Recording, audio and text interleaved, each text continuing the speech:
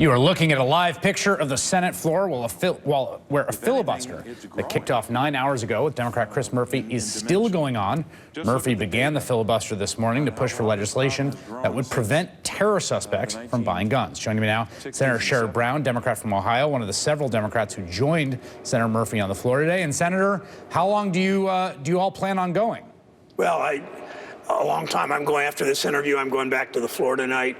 Senator Murphy and Senator Booker from New Jersey have just been spectacular. They're two of the youngest members of the Senate. They're two of the brightest members of the Senate. They're two of the most gutsy members of the Senate. And they're standing up to the gun lobby, to the people that manufacture these guns and make lots of money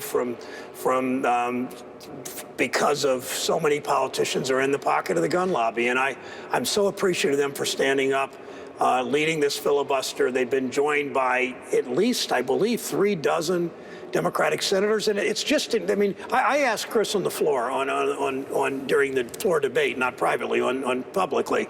I said, how do you go home and look people in the eye and say that Congress failed again on the issue of assault weapons? I mean, people don't need the military are given semi-automatic weapons. Why are we have automatic weapons all over the streets of America? Why can if you're a terrorist, you're a suspected terrorist, you can't get on a plane, but you can buy a gun, you can buy an assault weapon?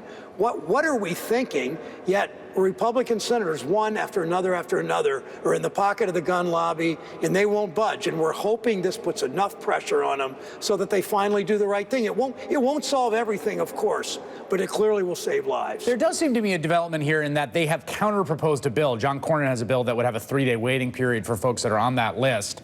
And that seems like something I haven't seen in a very long time, which is in some ways used to be the semi-normal process of legislating. Well, one side wrote something and there's a counter-proposal, you sort of work it out as opposed to just no, no, no. Does that strike you as progress? It is progress, but it's nothing significant enough. I mean, I think Republican senators are realizing that they are so out of step with the public. 85% of the public thinks that we should ban assault weapons, thinks that we should have waiting periods, thinks that if you're on if somebody's suspected by the FBI of being on the of being a terrorist, they can't fly, they shouldn't be able to buy a gun.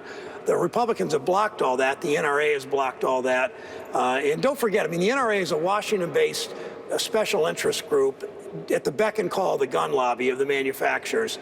Most NRA members around the country, including in my state, think we should do some of this. They don't buy into this total obstructionism on guns. They want to hunt. They want to collect guns. I'm totally fine with that. They don't think that criminals and terrorists should have assault weapons. People who are mentally ill should have assault weapons. Of course they shouldn't. These don't belong in the streets of Cleveland.